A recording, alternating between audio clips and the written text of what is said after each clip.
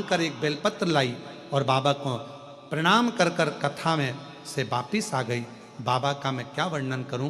पंडाल की मिट्टी को लाई थी, प्रणाम करती, लगा लेती पेट पर।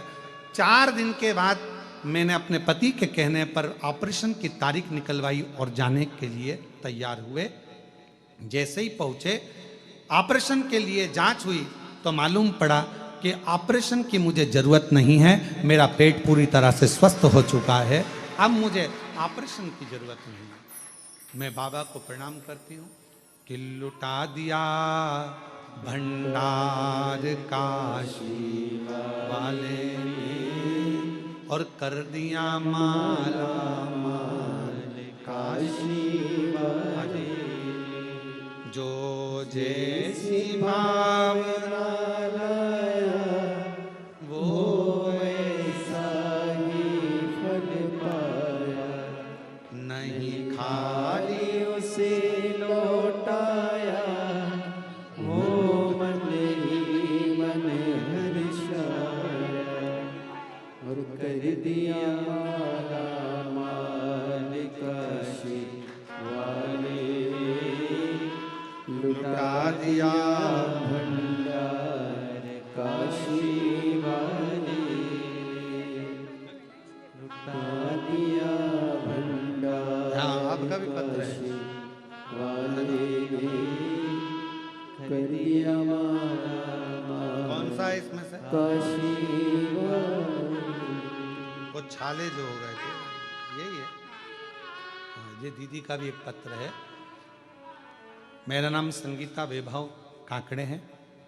मेरे पैरों में छाले हो जाते थे और वो छाले फूटते थे तो घाव हो जाते थे।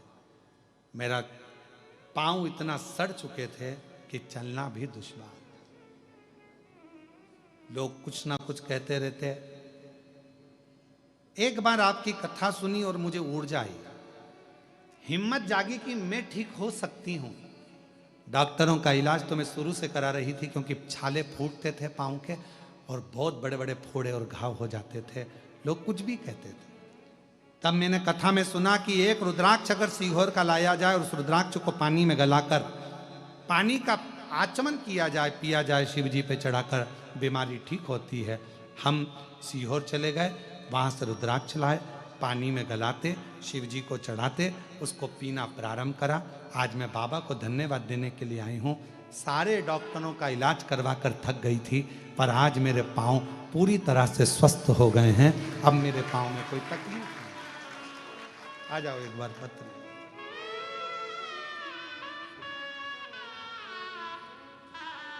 रोते नहीं, अब तो ठीक हो गए, बढ़िया, बाबा ने अच्छा कर दिया, क्या दिक्कत है?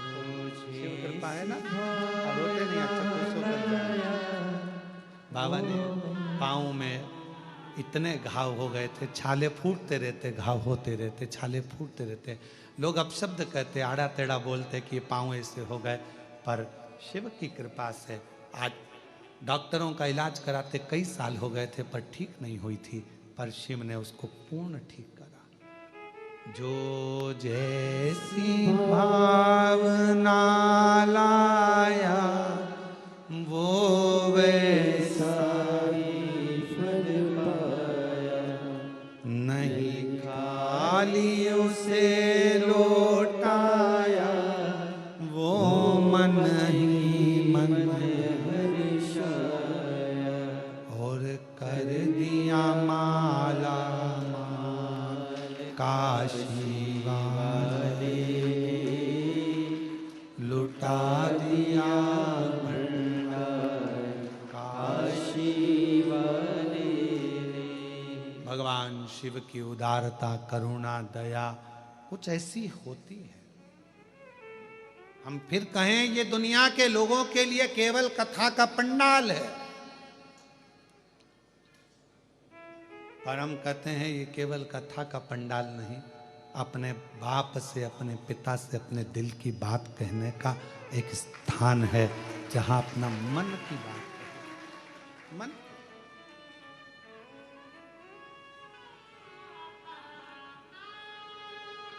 दिल की बात।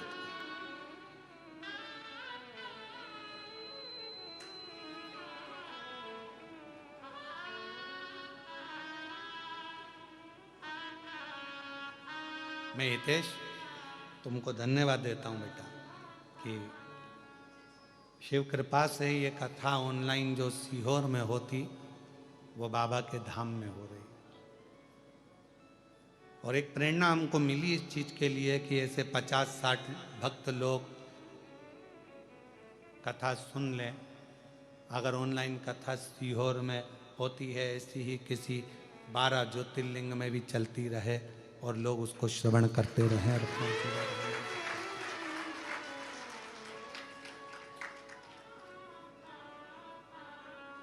शिव की उदारता से, शंकर की करुणा,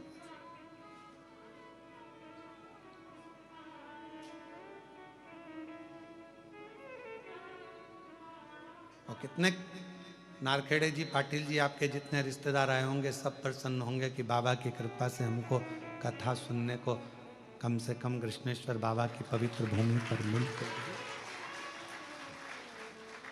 प्राप्त तो हुई।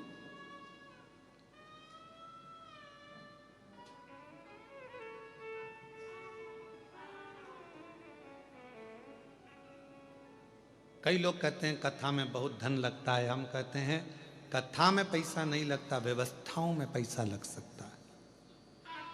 पंडाल लगना है, भोजन व्यवस्था करना है, ये करना है, वो करना है। हितेश से पूछना जरूर सीवर वाले महाराज ने कितना कितना धन ले लिया, पूछिए। कथा का पैसा नहीं लगता, व्यवस्था ये आपकी है, आप जो कर रहे हैं व्यवस्था आपकी। और मैं तो कितना मान्य, आप होटल के मालिक को भी मैं धन्यवाद दूंगा कि जब हितेश ने कहा कि कथा होना है तो उन्होंने कहा किसकी होना है, तो कहा सीहोर वाले। तो पहले तो आश्चर्य में पड़ गया, होगी कथा हो। हाँ, फिर उन्होंने कह दिया जो तुम्हारी इच्छा हो वो करो, पर कथा हो जाए। ये संस्कार है। मैं बेटी आपको धन्यवाद देता हूँ। ये होटल मालिक के संस्कार हैं, ये उनकी धर्मपत्नी और उनके परिवार के संस्कार हैं कि जो शिव कृपा करो।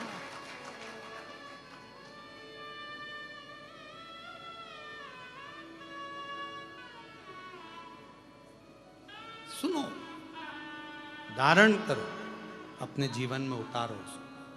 सती मैया बैठी पर भीतर से विचार कर रही है। सती माँ, जैसे वो दीदी ने कहा कि मैं प्रैक्टिकल करने के लिए पहुंच गई कि पंडाल में बैठकर कथा सुनने का लाभ क्या होता है। मैं मांग कर देखती हूं, मैं मांग कर देखती। मैं भी तो बैठी हूं तुम्हारे दरबार में, मैं भी तो मांगू।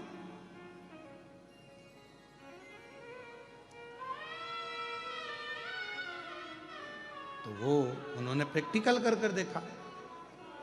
सती माता ने भी प्रयास करा, बैठी हूं कथा में और मन में सोच रही हूं कि ऐसा शरीर जलकर भस्म हो जाए। जो सोचा था कथा में पूर्ण हो गया। अच्छा सोचो, जितनी देर कथा में बैठो उतनी देर अच्छा सोचो, अच्छा विचार लेकर। महाराज राजा सुदक्षण प्रैक्टिकल करे कि अगर महाराज कह रहे हैं, संत कह रहे हैं कि राजा अगर बेकार कर्म करेगा तो फल भी खट्टे हो जाएंगे, कड़वे हो जाएंगे। तो राजा सुदक्षण ने विचार करा, सुदक्षिणी से कहा चलो आज प्रैक्टिकल करते। और हम भी कहते प्रैक्टिकल करते रहना चाहिए। एक महाराज जी प्रवचन कर रहे थे, प्रवचन में कह रहे थे कि व्यक्ति को मदिरा नहीं पीना चाहिए, शराब नहीं पीना चाहिए, ये गंदा नाली का पानी है। लोग पी के नाली में गटर में पड़े रहते हैं। उसी में महाराज का पहचान वाला बैठा था, उठ के खड़ा हो गया। खड़े होते से ही बोला, ओ महाराज तुम इतना बड़ा बड़ा प्रवचन दे रहे हो, तुम्हारा सग्गा भाई पी के तो गटर में पड़ा, तुम हमको ज्ञान दे रहे हो, अपने भाई को क्यों नहीं समझाते। महाराज जी को क्रोध नहीं आया। महाराज जी ने कहा भैया देख, मैं प्रवचन में समझा रहा हूं, मेरा भाई प्रैक्टिकल करके दिखा रहा है, तुझे जो समझ में आ जाए वैसा कर ले।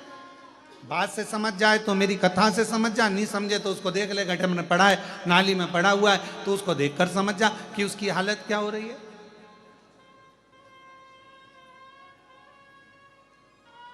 ये तेरे ऊपर निर्भर करता है। सुदक्षण ने ये विचार करा और राजा सुदक्षण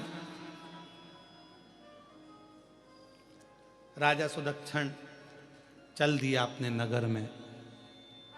और नगर में जाने के बाद उसने झूठ बोलना, गलत काम करना, लोगों को परेशान करना प्रारंभ करा कि मैं देखूं तो सही क्या ऐसा होता है, क्यों नहीं होता। एक पत्नी ने अपने पति से कहा कल जो भिखारी आया था ना बहुत बदतमीज है। पति ने कहा तुझे भिखारी से क्या मतलब। नहीं, कल जो भिखारी आया था ना वो बहुत बदतमीज है। पति ने पूछा हुआ क्या, वो तो बोल। कल मैंने उसको खाने के लिए भोजन दिया, भोजन लेकर गया, और आज आया ना जब सवेरे तो मेरे को रेसिपी बुक देकर चला गया, मुझे भोजन बनाने की किताब देकर चला गया, और मेरे से कहता है मैडम कल की सब्जी कच्ची थी। बताओ। पति खुश होकर बोला जो मैं 40 साल में नहीं बोल पाया वो आज बोलकर चले, आज बोल 40 साल में नहीं। पाटिल जी जोरदार ताली बजाए, जोरदार ताली बजाए। और चुप चुप बैठे हो जरूर कोई बात है। सबसे तेज ताली पाटिल जी बजाए हैं। तो कहा जो मैं 40 वर्ष नहीं बोल पाया वो आज बोल गया। भोजन सब्जी कच्ची है। भगवान सुदक्षिण राजा ने विचार करा मैं प्रैक्टिकल करता हूं, और राजा सुदक्षिण ने प्रैक्टिकल करा, असत्य बोला, गलत काम किया, परेशान किया, कष्ट दिया, और उसके 6 महीने बाद पहुंचा वो संत के यहाँ। फिर वहाँ के फल खाए तो वो कड़वे थे, खट्टे थे। संत के चरणों में राजा सुदक्षिण ने हाथ जोड़कर कहा आपने बिल्कुल सत्य कहा, जैसा कर्म करोगे वैसा फल पाओगे। ये हमारी कहावत शास्त्रों की है, ये बनाई हुई कहावत नहीं है, राजा सुदक्षिण की कहावत। अच्छा कर्म करिए, अच्छा मिलेगा। आप अच्छा कर्म करते रहोगे तो फल मीठा मिलता रहेगा, सब अच्छे रहेंगे, सब स्वस्थ रहेंगे। आप जितना जितना श्रेष्ठ कर्म करेंगे उतनी उतनी जिंदगी प्रसन्न होकर जीते रहोगे। और जहां हमारे जीवन में हमने बेकार कर्म, असत्यता के साथ, गलत कार्य के साथ अपने जीवन को जिया, वहां हमें कष्ट भोगना पड़ता। सती माता कुंभज बाबा के आश्रम में बैठी हैं, मन में गलत भाव आ गया कि मेरा शरीर जलकर भस्म हो जाए, और वही हुआ। शंकर जी ने मांगा था कुंभज बाबा के आश्रम में कथा सुनते हुए मुझे राम का दर्शन हो जाए, तो कुंभज ऋषि के यहाँ से जैसे ही चले तो मेरे शिव जी को राम जी का दर्शन हो गया। और सती माता ने मांगा था कि ऐसा शरीर जलकर भस्म हो जाए, तो माता सती दक्ष प्रजापति की यज्ञशाला में जाकर जलकर भस्म हो जाती है। कथा में बैठकर जो तुम्हारे मन की कामना है, जो तुम्हारे मन का भाव है, कथा में बैठकर वो प्राप्त होता, वो मिलता।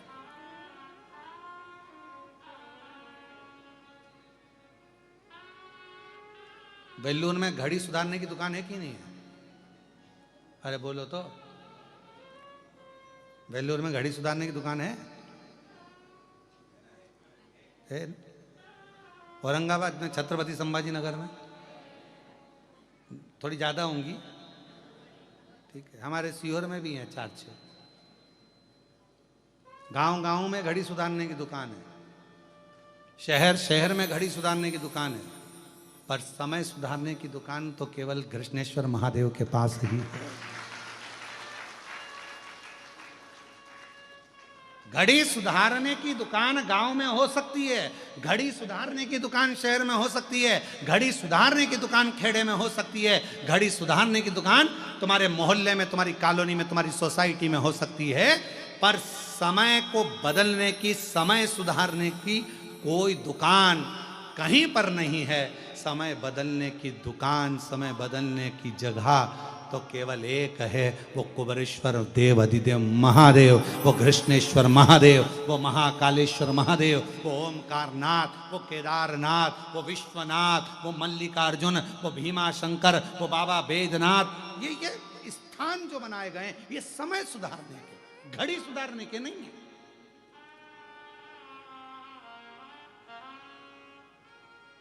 पूछने वाले हमसे प्रश्न कर लेते हैं 12 ज्योतिर्लिंग क्यों होते हैं। हमने कहा 12 भी तो बस्ती है।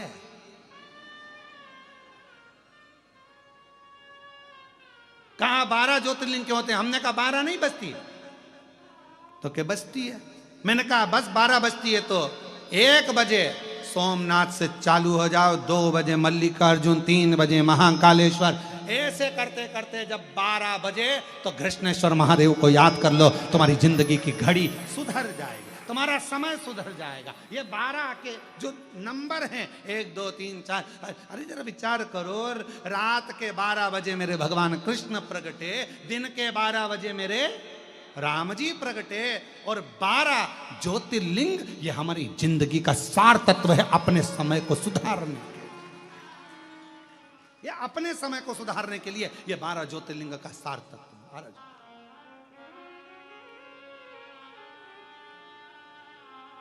हमारे यहां तो एक भजन भी है,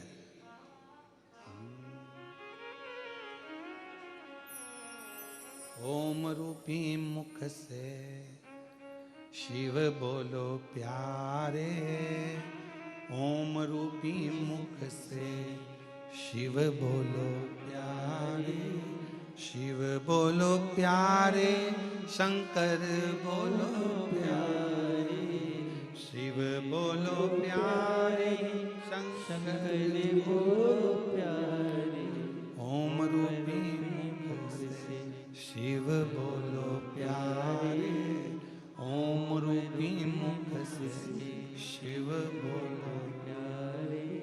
1 बजे एकल राम, 2 बजे दुलारे राम, 3 बजे त्रिलोकीनाथ, जपा करो प्यारे, ओम रूपी मुख से शिव बोलो प्यारे, ओम रूपी मुख से शिव बोलो प्यारे। 4 बजे चतुर नारायण, 5 बजे परमेश्वर, 6 बजे छबीले राम, जपा करो प्यारे, ओम रूपी मुख से शिव बोलो प्यारे, ओम रूपी मुख से शिव बोलो प्यारे। 7 बजे सत्यनारायण, 8 बजे अंठेश्वर, 9 बजे नागेश्वर राम, जपा करो प्यारे, ओम रूपी मुख से शिव बोलो प्यारे, ओम रूपी मुख से शिव बोलो प्यारे। 10 बजे दशरथ नंदन, 11 बजे गिरधारी, और 12 बजे बद्री नारायण, जपा करो प्यारे, ओम रूपी मुख से शिव बोलो प्यारे, ओम रूपी मुख से शिव बोलो प्यारे।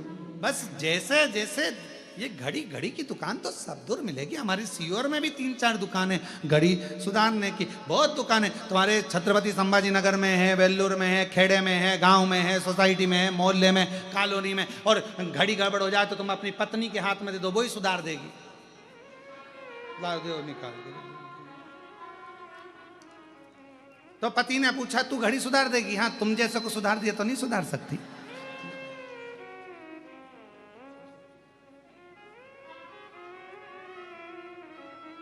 अच्छा, तुम सोचते तो कि सीवर वाला महाराज बहुत आड़ा टेढ़ा बोलता है।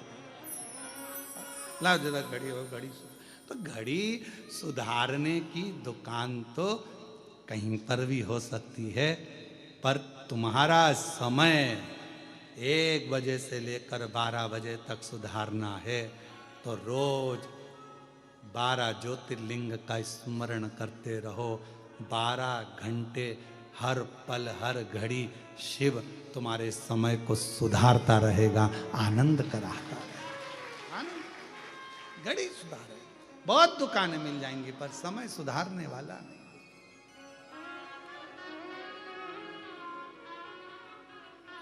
ये मिला है मौका सुधारने के लिए, ये मिला है मौका भगवत भजन करने के लिए।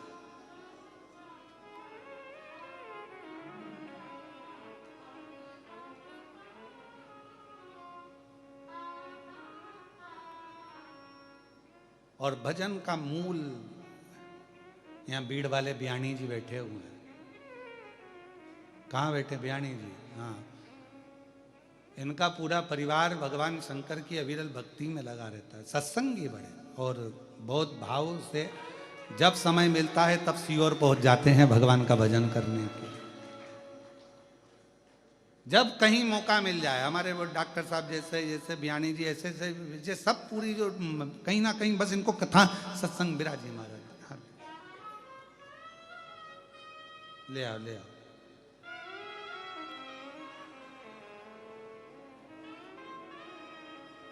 तो ये अविरल भक्ति है शिव शंकर की, भगवान शंकर की अविरल। जहां मन करे, जहां चित्त वृत्ति, जहां हृदय, जहां मन जुड़ जाए शिव के प्रति, समय सुधरना प्रारंभ हो जाता। महाराज शिव कथा कह रही है, भगवान शंकर का चरित्र कह रहा है। सुदक्षण, राजा सुदक्षण ने विचार कर लिया, क्या मेरे कर्म के अनुसार फल होता है?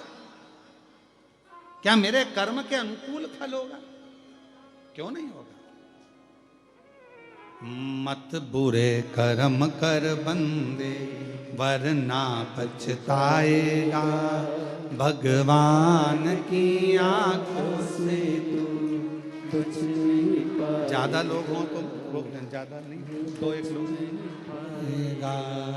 अरे ओ अज्ञानी मत कर नादानी, अरे ओ अज्ञानी मत कर नादानी। तेरे कर्म का फल भी तू ही पाएगा, जैसा किया तूने तेरे आगे आएगा।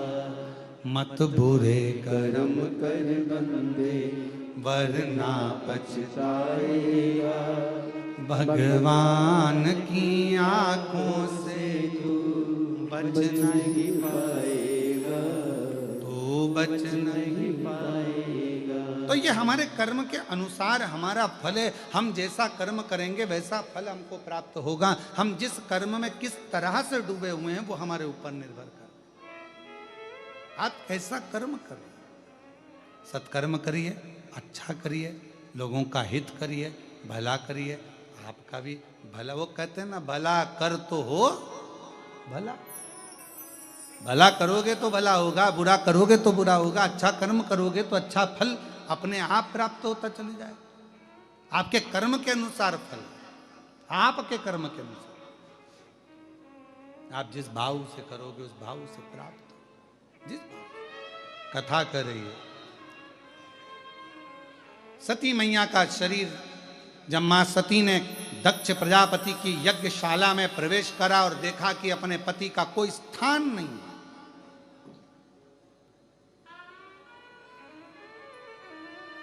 देखा कि पूरी यज्ञशाला, यज्ञ प्रारंभ हो रहा है और उसमें सबका स्थान पर मेरे पति का नहीं, मेरे पति का कोई स्थान नहीं। और मेरे पति का यदि कोई स्थान नहीं है तो मैं फिर इस यज्ञशाला के पास में क्यों आई? मैं अपने पिता के पास में क्यों आई? मेरा भी उद्धार कीजिए, उद्धार कीजिए। हे त्रिपुंडधारी, हे त्रिशूलधारी, हे त्रिपुंडधारी, हे त्रिशूलधारी। चरणों में तेरे बाबा जी पावन है चारों धाम। तेरी देव करते वंदना, पूजे सीताराम। चरणों